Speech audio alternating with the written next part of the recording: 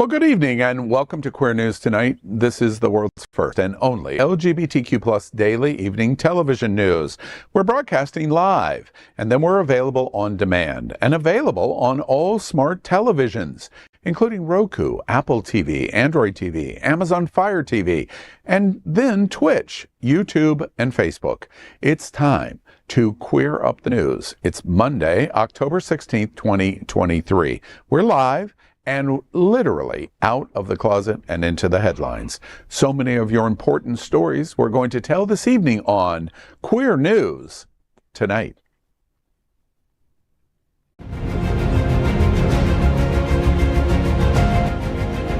This is the world's first live daily LGBTQ evening news show, literally out of the closet and into the headlines on Queer News Tonight with Al Ferguson. I'm your anchor at Queer News Tonight, Al Ferguson, and this evening we bring you the news of and a perspective representing the LGBTQ plus community from South Florida, America, and across our planet. This is the world's first and only unedited live LGBTQ plus evening news show. Whatever happens unique in LGBTQ plus news, you will see it and hear it. HOTspots magazine, Happening Out Television Network, is a nonprofit 501c3 media company in the same model of PBS and NPR, but designed for the LGBTQ plus community. Our mission is to support the 10 pillars of our LGBTQ plus community. We want to inform and educate the key issues of our Black community, Latino, lesbians and queer, women, trans students and youth, seniors, HIV/AIDS healthcare, business, social justice, and faith. Help us support our community. We are part of one of the largest LGBTQ plus media companies in America, HOTspots magazine and Happening Out Television Network. Our magazine is celebrating 38 years of the LGBTQ plus experience, and our television news, talk, and entertainment shows support our mission to educate the LGBTQ plus and the broader community. Let's welcome anchor FayWhat. She's a radio and television personality and is the host of the FayWhat Show, the first LGBTQ plus morning program, Mondays at 9 a.m., and then on demand on all streaming and social media platforms. She's also a hostess and MC for many South Florida events. Welcome, Faye. Welcome. I'm so happy to be here with you boys. And I want to give a big special shout out to everyone involved with the National LGBTQ Plus Task Force Gala. Okay, we were there over this weekend and it was just incredible. Jeff, Craig, all you people, Kathy, you guys are incredible people at what you do. You allowed me to meet my idol, Dominique Jackson. And there's a lot of content on that. So make sure that you follow me on all social media to see the beautiful Miss Dominique Jackson up close and personal. We're besties now. She gave me a friendship bracelet. Yeah, there's that. Next, let's welcome anchor Jacob Reide Jennings, a professional ballroom and Latin dancer turned real estate broker and philanthropist. Jacob leads Sherlock's Homes Foundation, a nonprofit 501c3 to address LGBTQ plus and youth housing insecurity. Welcome, Jacob. Thank you for having me. And to learn how you can get involved with the Sherlock's Homes Foundation, visit us at Sherlock's Homes, that's SHERLOCKSHOMES.org, and get involved. Next, let's welcome Orlando Gonzales. He is the executive director of SAVE, South Florida's longest-serving LGBTQ plus organization, and was on the board of trustees of the Point Foundation. Thank you, Al. It's great to be with everybody. Yes, I love the gala. It was a fun time. Just a reminder to everybody to vote and also to sign up for the SAVE newsletter at save.lgbt. Excellent. Let's welcome DJ Eric Restivo. DJ Eric is well known from his podcast, Listen, Sweetie, as well as his work as a DJ in clubs all across the country, including West Hollywood. Oh, I'm sorry, I got it wrong. WeHo. Welcome, DJ Eric. I'm so happy to be back, and Al, you only got it right. You never get it wrong. To stay updated with new episodes of Listen, Sweetie, which may or may not be coming out soon, go to iHeartRadio, Spotify, anywhere you can listen to your podcast at Listen, Sweetie. See you there. Oh my God, and if you ever want to see DJ Eric anywhere, he's usually in my bed on the FayWhat Show, so catch him there as well, all right? We are the reporters for Queer News Tonight. And listen, sweetie, this evening we begin with the queer headlines. The LGBTQ plus community in South Florida and across America is diverse. Our community across the world is vast, and here are the bullet points of the queer news for today, Monday, October 16th. Let's begin by queering up entertainment. Sunshine Cathedral Center for the Performing Arts and GENVAS host NYC's Cabaret stars. Nicholas King and Seth Sykes, two of New York's most popular young nightclub entertainers, joined forces for an evening you won't want to miss. The American Songbook is the specialty of these performers, and the pair will pay tribute to the show-stopping stars who paved the way, including Sammy Davis, Anthony Newley, Edie Gourmet, Liza Minnelli, Judy Garland, Ethel Merman, Barbra Streisand, and more. King is an award-winning artist who's been belting out tunes since he was 4 years old, having been seen in dozens of television commercials and numerous times on Broadway opposite Tom Selleck, Carol Burnett, Linda Lavin, and Andrea McArdle. King was the longest-running Chip in Disney's Beauty and the Beast. He toured the country as Liza Minnelli's opening act and has performed on stages all over the world, including Carnegie Hall to The Tonight Show with Jay Leno. Sykes is one of New York's most popular nightclub singers. His critically acclaimed tributes to Judy Garland, which won a Broadway World Award, Liza Minnelli, and Bernadette Peters are a consistent draw for audiences around the world. The hardworking Sykes, a native of Texas, was also the associate director on the multiple Tony Award-winning musical The Band's Visit. They will be taking to the stage at the Sunshine Cathedral Center for the Performing Arts on October 28, and doors open at 7 p.m. This is a GENVAS production, and tickets are available at genvas.org. I got to interview these two guys recently, and they are called, and the show is called The Belters, and super talented, lots of Broadway experience, lots of television experience. But what caught my attention is this a male version of Judy Garland's 1963 with Barbra Streisand. Barbra Streisand was the young ingenue that had just started in Funny Girl. She was very well known from the song Happy Days Are Here Again from the show, and Judy Garland very noted from Hallelujah. And the two on the Judy Garland show meshed the two songs together, and it was an amazing moment that only powerful superstar iconic women could do. And these two guys came along and did it unbelievably. And it's the kind of thing that you're going to see at this concert on October 28th. It is a not-to-be-missed experience. They're also not the hard in the eyes, are they? I knew you were going to. I know you were going to say that. But look, they're are you a gay man? What gave it away, darling? As soon as they showed the photo, I was like, oh, Jacob's thinking that. I knew it. Totally.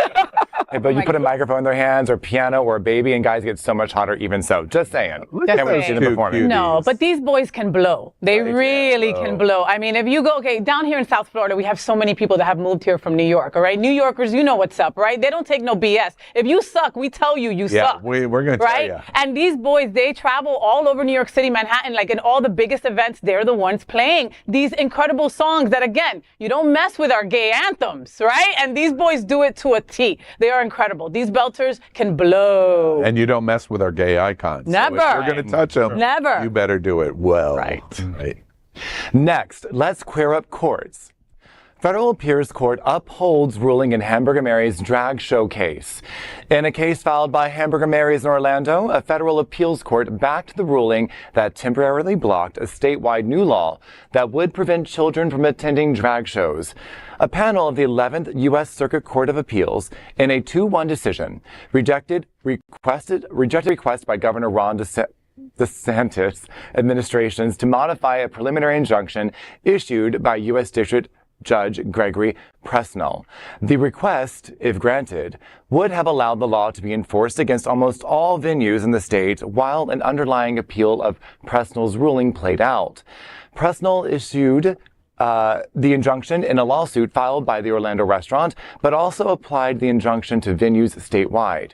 In this majority opinion, Judges Adalberto Jordan and Robin Rosenbaum said Presnell ruled that the law was likely overbroad and unconstitutional under the First Amendment and pointed to legal precedences, saying that there are cases where a law is overbroad in violation of the First Amendment. And the justice system have affirmed injunctions preventing enforcement of a law against non-parties as well as parties. Hamburger Mary's, which said it has run family-friendly drag shows for 15 years, filed a lawsuit in May, and Presnell ruled on June 23rd that the law is not sufficiently tailored to meet First Amendment standards. Now, as a former drag queen at Hamburger Mary's in Chicago, surprise, surprise. Let me tell you, drag queens have a saying this too. We don't always want to perform for children as well, and we put that into our thoughts. If I'm going to be doing daytime drag, I often want to make sure I look presentable, and I leave the good stuff for the burlesque stuff, for the burlesque shows that happens at like 11 o'clock at night. We know how to be family friendly, and Mary's Attic and Hamburger Mary's were very clear on what we were able to put out and up front. If you gave us enough room to actually be creative, we are going to honor that space. So sometimes it just feels irrelevant. Let us do what we want to perform, and believe it or not, you might be happier with the results. Right? Right? Yeah. Well, this had to be, obviously, I had a feeling, and me and Al have talked about this extensively, I had a feeling that this would be banned because then other things wouldn't be allowed to follow suit, right? Like, you know, like a Cabaret or Twin Peaks or Hooters or Cirque du Soleil, where people are performing and they're performing in very little clothing. So I had a feeling that this might happen, and God, I don't know, but like part of me still says, shouldn't it just be up to the parent if they want to take the kid to the drag show or not? I understand what you're saying, Jacob. For the most part, lots of us gays don't even like kids. Okay, I know I'm only speaking for myself, okay? I enjoy to give you your kids back, okay? But, with words like groomers and pedophiles and stuff like that, we don't want to be around kids. Many of us don't want to be around kids. So this was, I'm glad that they weren't able to enforce this, and that's it. This is a really great ruling. I mean, one of the things I think that it highlights, you're looking at a panel that voted 2-1. Those two judges were appointed by Barack Obama. Right, here's the legacy of Barack Obama. And when people ask me and say to me that they are not going to be voting and why should they, I say to them because it impacts us beyond your eyes can see. Right, so here we are, we're looking at Biden, who's coming up for re-election, and his slogan is, let's get the job done. We need to undo all of the appointments, all of the legacy that was left behind by the trash of 45, the trash of Trump, and we need to make sure that Biden is in office long enough to appoint more judges to be able to withstand these types of trials, to be able to reverse the garbage that was created by the last administration. Yeah. And so there aren't a lot of judges out there, right? Either appointed by Barack or Clinton or anybody who's been good to the LGBTQ community. So there's a lot to clean up. Yeah. Just to piggyback really quick on, I have worked for Hamburger Mary's, both the West Hollywood location and now the Fort Lauderdale location for the last 7 years. They've made it, I'm a DJ there, they've made it extremely clear in the years that I've worked there that it's not a place for kids. When it's a bar that's serving a certain amount of alcohol after a certain time, kids aren't even allowed anyway.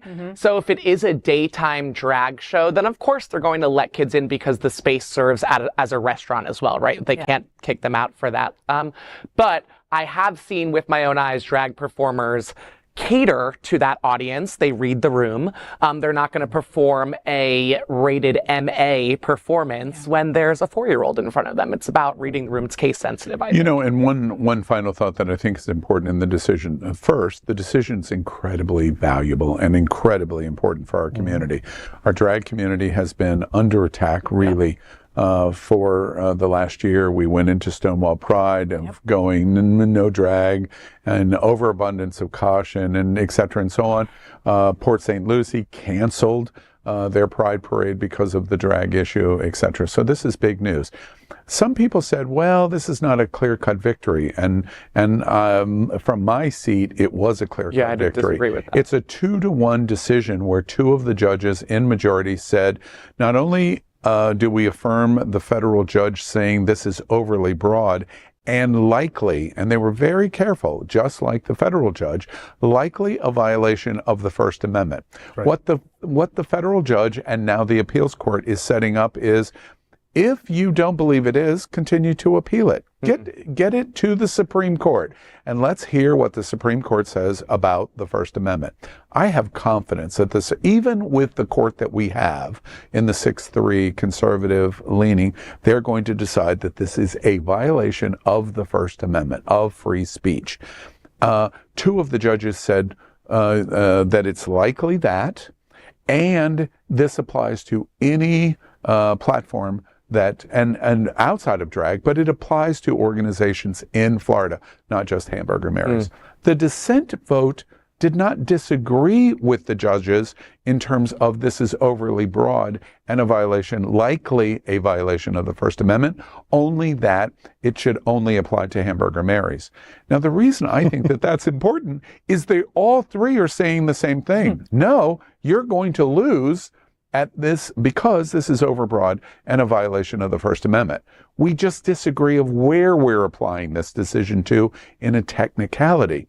Okay, so 2-1, it applies everywhere. So Hamburger Mary's in Fort Lauderdale is protected by this appeal decision. Right. But all three judges said this is overbroad and a violation of the First Amendment. That's where this is likely going, I think. Next, let's queer up gay culture. TransInclusive's Tatiana Williams selected to HRC Board of Directors.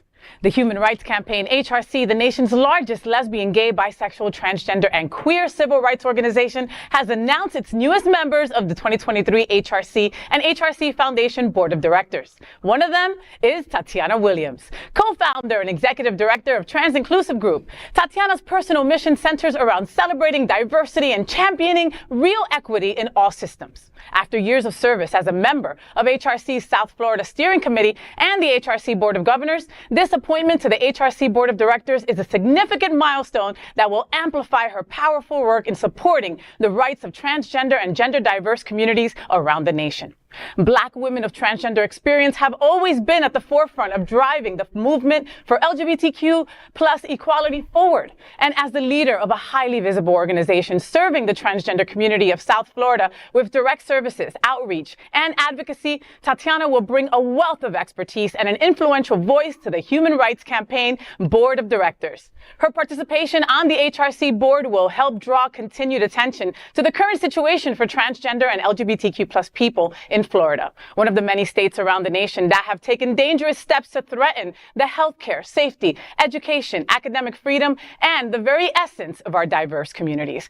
I can't be happier for Tatiana. I freaking love this woman, all right? She is inspiring. She is thought-provoking. She is powerful. She don't take no BS from nobody. Nobody, okay? I am so proud of Tatiana Williams, of representing Black and brown women everywhere, of representing all of us. This is what she does on an everyday basis. She lives and just breathes advocacy and passion for our community. This is an incredible appointment. Kudos to HRC. Big kudos to Tatiana. Big kudos to HRC. I love Tatiana. And here's the thing I think that's important to, focus on, and that is it's a transformation for HRC. Representation matters. HRC has been known as a very white organization for many years, and finally they're walking the talk. While they have espoused the values of DE&I, right, they haven't really put them into action. And by bringing somebody on the board like Tatiana Williams, they are signaling how serious they are about doing this work. So I'm proud of Tatiana for her greatness, but also of HRC for being transformative. And that goes to Kelly Robinson, right, at the helm of the organization, really making sure that they walk the talk. Yeah. Listen, Black and brown women are essential. So Tatiana, this just brings more light to, like the article said, for the youth of our trans community. I can only see it going up from here. I think it's a win as well. I just wanted to jump in there and say that. You know, and she's and Tatiana's gorgeous. And I also have to say that this year she was 2023's honorary Miss Florida FI, okay? And like she got that honor and she looked amazing on the stage with her sash and crown, okay? Doesn't take away from just her powerful advocacy, but just got to remind you that she's also gorgeous. I'm done. I'm sorry, Al. Go. Resident lesbian has spoken. Yeah. You know, one of the things that I think is important, I love especially what Orlando said in terms of the HRC. From my seat, the privileged white male cisgendered seat, I tell you from my seat over the last decade, the HRC represented me very, very well, and didn't necessarily represent the rest of the community as well as they should. That's what I hear you saying, and then, you know, that's my interpretation of what you say. But I think it's true, to be honest with you. And the HRC's had lots of problems in these last couple of years as they try to embrace greater diversity. Some of the faces, like mine, around the country have held on to wait. And it's a reflection of we needed to do better. So I think that that's a reflection of great progress from my seat at the HRC. I want to mention Adriana Tender at TransInclusive as well. She is on the board of governors of the HRC, and the HRC said and saying more frequently, trans is important and trans women of color are important. And now they've taken it another step to have Tatiana Williams, who obviously represents their offices at Pride Center at Equality Park and Wilton Manors and Fort Lauderdale and Broward County and really all of South Florida. The HRC escalates their commitment one step farther beyond Adriana. Now 2 representatives coming out of TransInclusive have representation roles at the HRC nationally. That is really important. And the reason, in my opinion, that is important is if representation really matters, you must extend seats at the table. Mm-hmm. Wow. And that's what this decision does. You are important. Your community is important. Please sit down right here. And that's what's happened with Tatiana Williams. Amen. Next, let's queer up South Florida and Florida. Here's another kudos. Pridelines announces Dr. Edward Summers as the new executive director. Pridelines, a leading LGBTQ+ nonprofit organization dedicated to empowering, educating, and supporting the South Florida LGBTQ+ community, has announced a new executive director of the organization in Dr. Edward Summers. The organization expects that the new appointment will bring a wealth of experience and passion to Pridelines, as Dr. Summers has served before as the program director and primary therapist at Eye Care Treatment Center in West Palm Beach. He has also had experience working as a primary therapist at the United Recovery Project in Lake Worth Beach. Dr. Summers created the Thinkubator Incorporated, a Bronx-based innovation and workforce development nonprofit focused on crafting innovative solutions to complex problems. He's also a frequent anchor on Queer News Tonight. He believes in creativity, in creating inclusiveness, inclusive spaces, and advancing the LGBTQ+ rights. The new appointment at Pridelines comes at a pivotal moment as the organization celebrates 41 years of serving the LGBTQ+ youth and their families, and we're also now bidding farewell to Victor Diaz-Herman, who has served as the CEO for 15 years. Herman believes that Dr. Summers is poised to lead Pridelines to the new heights and extends the organization's reach in the LGBTQ community. According to Veronica Barrios Garcia, chair of the board of directors of Pridelines of the organization, she believes that he will walk the organization into a brighter future under his vision and dedication. Exciting. You know, Pridelines is an incredibly important organization. It's the longest serving organization in South Florida, in Miami, serving youth, right? One of the most vulnerable communities that we have. If you don't catch them at that moment, their life is in danger. Yeah. And so Pridelines has been there to catch, to be the safety net. And so to find a replacement to Victor in Dr. Summers, I think is tremendous. And so I think that all of us who have been sort of waiting for this announcement can breathe out a sigh of relief, just really excited about what the future brings. Yeah, you know, so me and Al were at the last gala for Pridelines, right? When Victor was on there telling everybody that this was going to be his last gala, and people were aghast. They were just like, oh my God, you know, how do you fill the shoes of the unfillable? Right. And Victor had such an incredible story because we heard that night that he came through Pridelines, that he was a young LGBTQ plus kid just looking for direction and looking for guidance and looking for support, and found that, and he wanted to give that to other youth, you know. But so I know that getting Mr. Edward Summers was not an easy task, right? So it's like, I can't wait for him to start and get going, you know. Pridelines is also one of the beneficiaries of the Smart Ride that's coming up as well, you know. And just like Orlando said, no one has been more affected by all these crazy anti-LGBTQ plus stuff than our children, our youth. And Pridelines takes care of the LGBTQ plus youth in Miami. I mean, I can't wait. This is a great addition, and I look forward to it. And a therapist, like, how much more, that just makes so much sense. He knows how emotionally through the ringer we've gone, especially our children. You know, I can't wait to talk to Edward myself. You got an appointment with me soon, sir. Next, let's queer up hotspots. Get your South Florida Halloween guide in this week's Hotspots on stands now. Halloween grants LGBTQ plus individuals a precious opportunity to stand proudly, revealing their authentic selves. In a region that cherishes diversity, this holiday provides a sanctuary where our varied identities are not only embraced, but celebrated too. To make sure you enjoy the Halloween season to the fullest, HOTspots magazine has covered a few exciting events and gatherings centered around this holiday that offer spaces where LGBTQ plus individuals can forge connections, find support, and revel in the shared experience of being part of a vibrant and diverse community. These celebrations foster an invaluable sense of belonging, especially for those who may feel isolated or marginalized in their day-to-day lives.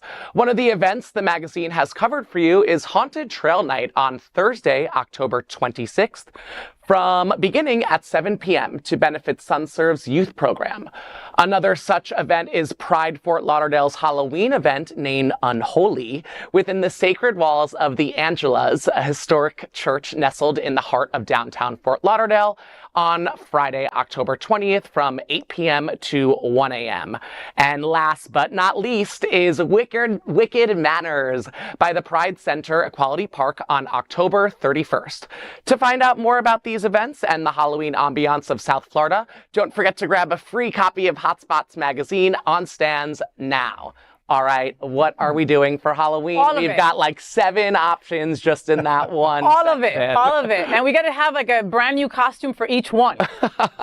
Right? Because gays, we notice. I'll be like, no, bitch, you were Barbie at the Save Halloween. Yeah, they'll be like, listen, you can't bring that up here to Wicked. I'm sorry. And is that exactly right? No, bitch. No, exactly. And like with the hands like that, no, bitch. No, bitch. You know what I mean? Like, no, you can't do that. You know, there's so much to have. I mean, Halloween is our gay Christmas, right? LGBT, like, this is when we really, like, the hoes get to be a bigger hoe and the housewife gets to be a hoe too, you know? And it's just so much fun. Nobody does it like the LGBTQ plus community, which is why we share this holiday with our straight counterparts. They're always at all our events because they know we know how to party. So if it's Broward, you got to be at Wicked Manners. It's going to be fantastic, right? You got to go to the Haunted Trail for SunServe because that's a family-friendly, wonderful event, right? But then you also got to hit Miami because we got stuff in Miami for you, right, Orlando? Absolutely. Wait. Absolutely. Before you explain that, where? Miami, M-I-A-M-I, all right? Because they've got a bunch of stuff going on too. So me and Orlando are going to be at the Save Halloween Bash, right? That's right. We're going to be there on the 28th.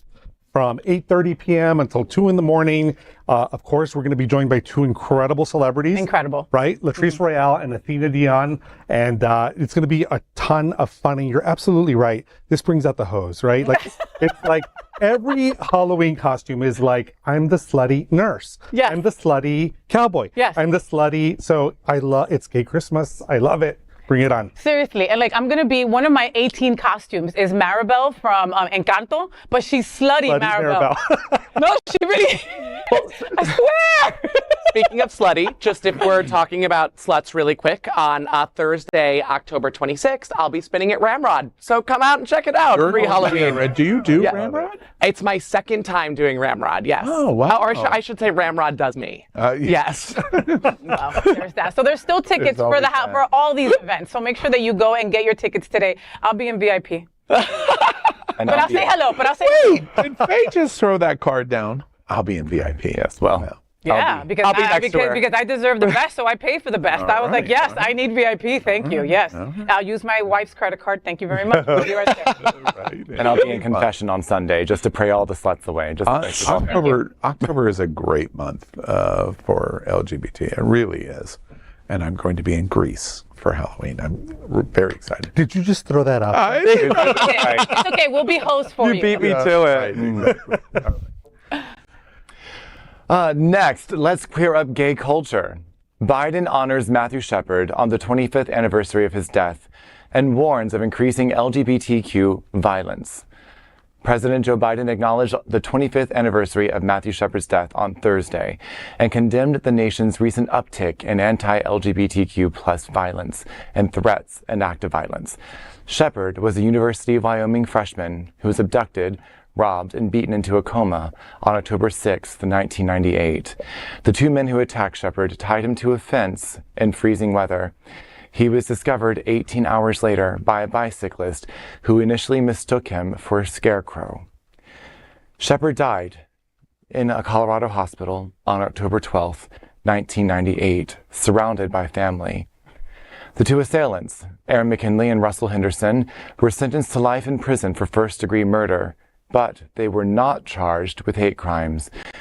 At the time, attacks motivated by victims' sexual orientation or gender identity did not qualify as hate crimes under Wyoming law. In a statement, President Biden said, quote, "Matthew's tragic and senseless murder shook the consciousness of the American people, and his courageous parents, Judy and Dennis Shepard, turned Matthew's memory into a movement, galvanizing millions of people to combat the scourge of anti-LGBTQ hate and violence in America," end quote. I was going into my freshman year of high school when this happened. And I was terrified when this happened. It was something that my very religious parents did not know how to address with us. And it wasn't until my senior year when I had the opportunity to speak in my government class about the gay rights movement, where I was able to actually research more about Matthew Shepard and his death and what all happened. It changed me as a human being and got me into advocacy. Seeing what his parents did, Angels in America, which came out first, and all the beauty and tragedy that play was, it really has shaped our culture in bigger ways than people can imagine. I am just so happy that our president acknowledged it and gave us a voice in such challenging times, especially what we're facing here in Florida and across our country. Matthew, we honor and we remember you. Thank you, and we miss you. You know, you took it like right where my mind was, and I remember where I was, precisely where it was. And the memory that I have is I went from feeling terrified by the news, right? And then on the university campus where I was, there was a vigil. And it was the volume of people that were there to really sort of stand in a place to say that this was not where we should be headed as a country, not where we should be headed in terms of our, support for the community. And so there was a dark moment, but then I looked at this and said, okay, not everybody sort of is standing in this position of hate. And it was just a quick sort of change of mind in my mind there, right? But it was important because I really was like, this world isn't safe, but it quickly changed. And, my heart and mind goes to Judy and Dennis. I mean, what they've done in the wake of this tragedy has been tremendous, from federal legislation to a lot of grassroots work all the way down to support people to combat hate crimes all across the country. So my heart goes out to them. I love that. I love that. Thank you for sharing that with us, Orlando, because I think that's one of the things I think everybody remembers in LGBTQ where they were when they found out about this story, and again, and it also was a conversation that my parents weren't ready to have with me either, but they had to because it was in the news. So, Matthew Shepard's legacy is an incredible one. And I hope that, I really do feel that his family knows that, the fact that a hate crime will be attached to somebody else that does something horrible like this, that's because of Matthew Shepard's, unfortunate death. That, others might not get away with that, and today we remember that. I want to clarify, Angels America came out at the same time, but it's the Laramie Project, which was based on, I remember I was, I was at the National Thespian Convention, in case I wasn't gay enough, and they actually had a performance of the Laramie Project for all of the high schools that were present, and when they walked out wearing the angel wings, oh my God, the cheers from everybody in the audience, I was crying just to see that the community standing tall and protecting one of their own. It was so beautiful. You know, one of the things that that is sobering about this recognition in the late 90s, we've gone through the real height of AIDS. The 80s, it was happening, and we're caught off guard. But the real devastating political effects are in the 90s, and along comes this moment, and of course, the senseless and barbaric murder that this was in Wyoming. Terrible. The event is terrible. But what is really memorable to me is, frankly, what Orlando said, that the reaction in so many places around America is this cannot stand. And we cannot accept. And if this is where America is going, we need to stand up and say loudly and in unison, no. And that's what happened in this moment. Your story about the Laramie Project and this national young people's thespian event, the sad thing about this event is there was so much hope in the immediate time of the news about Matthew Shepard.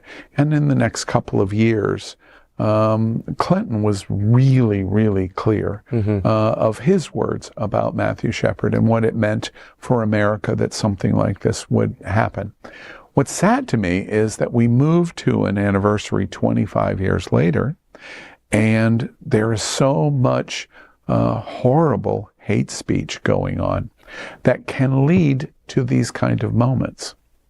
And that's the legacy 25 years later of many places in America, including Wyoming, including, shockingly, Florida. And to the proof of that, the Laramie Project could not be done in any high school in Florida or any thespian festival for young people in Florida today, 25 years later. The anniversary is marked with a very significant level of increase in hate. And like immediately after Matthew Shepard's death, we must all unite and stand and say, this will not stand. That's the only way to celebrate 25 years of this horrible anniversary that led to so much great change for America. And we have to do it again, or otherwise we're going to repeat terrible things in our country. Next, we are proud of our special partnership with Sunshine Cathedral, the world's largest queer church right here in Fort Lauderdale. Supporting that partnership, we're broadcasting from our permanent set here at Sunshine Cathedral at the Happening Out television studios. We broadcast Sunshine Cathedral Sunday International Service at 10:30 a.m.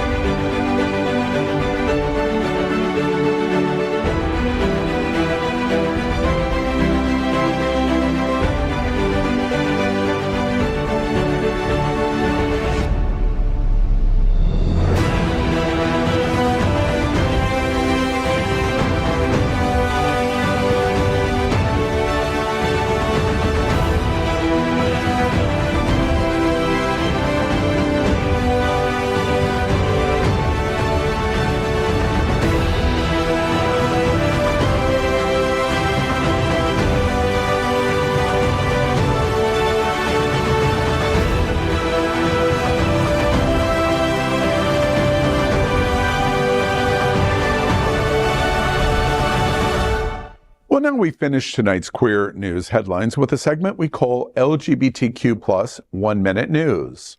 In LGBTQ plus 1 Minute News, let's queer up South Florida and Florida. South Florida celebrates the second annual Miami Shores Pride. Miami Shore's Pride, in collaboration with SAVE, is presenting the second annual Coming Out Day celebration, which will take place on October 22nd, 2023, from 4 to 8 p.m. The vibrant celebration will kick off with a big gay parade along the parade route stretching from Northeast 96th Street to Park Drive, followed by a community tea dance. Mayor Daniela Levine Cava, a visionary leader of Miami-Dade County, will join the celebration as the Grand Marshal. Adding an intellectual dimension to the festivities, Books and Books. They'll be hosting a tent showcasing and providing access to books by LGBTQ plus authors. In a remarkable gesture, the Books and Books Literary Foundation will also donate banned books to Point and Safe Schools. More information and tickets for the event are available at shorespride.org. LGBTQ plus 1 minute news. Let's queer up South Florida and Florida. Latino Salud celebrates Hispanic heritage with their 11th annual Food Bazaar. Latino Salud in Wilton Manors will be hosting their 11th annual Hispanic Heritage Food Bazaar, where hundreds of home cooks and foodies from Latin America and the Caribbean countries will be present to use their culinary skills for a cause. The event will take place on Friday, October 20th at 6 p.m. to raise money for Latino Salud, a health services and education organization for LGBTQ plus populations in Broward and Miami-Dade counties. Participants will also get awarded based on their evaluation by celebrity judges from different categories like Best Food, Best Decorations, and Best Traditional Dress. General admission is just $15, featuring food, soft drinks, and a drink ticket to the cash bar, while VIP admission will be $25 with other extra attractive benefits. Get your tickets and more information at latinosalud.org. LGBTQ 1 minute news. Let's queer up education. The Miami Book Fair celebrates 40 years. Miami-Dade College's 40th Miami Book Fair will take place from November 12th through the 19th in downtown Miami. This year's Miami Book Fair will once again feature some of the world's top authors, influencers, and celebrities, including evenings with headliners like Kerry Washington, Joan Baez, David Brooks, Walter Mosley, Jada Pinkett Smith, and Henry Winkler, among many others. Hundreds of authors will present in person in English and Spanish, as well as Haitian Creole. To enjoy the book fair, you will need to be at Miami-Dade College, Wolfson campus in downtown Miami. There is free parking that can be arranged through building number 7. Get more details at miamibookfair.com. LGBTQ plus 1 minute news. Let's queer up the world view. Exit polls show Poland's anti-LGBTQ plus PIS party loses power. According to the poll results, Poland's incumbent Law and Justice has won the most votes for a single party in Sunday's general election. However, the liberal opposition bloc of parties appear to secure a parliamentary majority, bringing an end to 8 years of nationalist rule. The vote marks a massive turnaround for Warsaw, which has feuded with European Union over the rule of law, media freedom, migration, and LGBTQ plus rights since PIS came to power in 2015. Many businesses in Poland are keen to keep embracing the rainbow, even if the new, more liberal and centrist leadership of parliament choose not to embrace LGBTQ plus rights. That is today's news for the LGBTQ plus community on the world's first and only daily LGBTQ plus evening news show.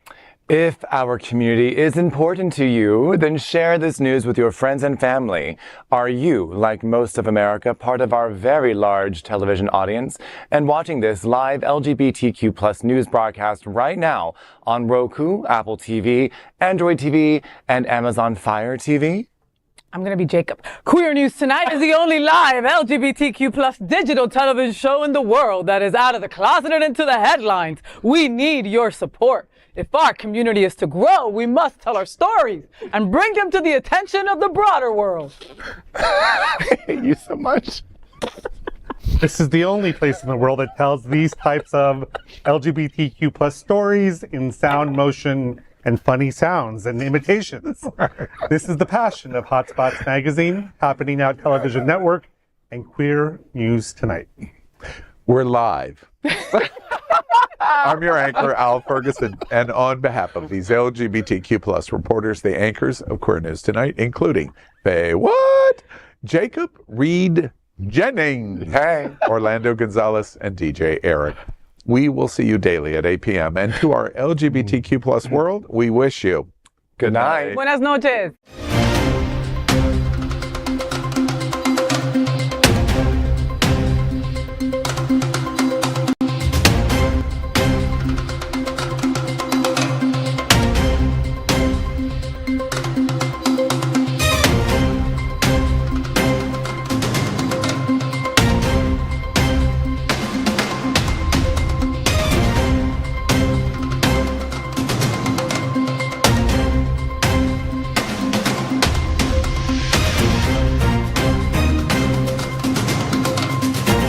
We are Queer News Tonight, the world's first and only live daily LGBTQ plus evening news show, brought to you from Happening Out Television Network. We operate in the same model of PBS and NPR, but for the LGBTQ plus community. We educate, inform, and entertain by supporting the 10 pillars of our LGBTQ plus community, with more than 100,000 a week watching us on Roku, Apple Television, and other channels. To keep the story going, we accept donations with 100% transparency. Stay updated and live authentically with Queer News Tonight.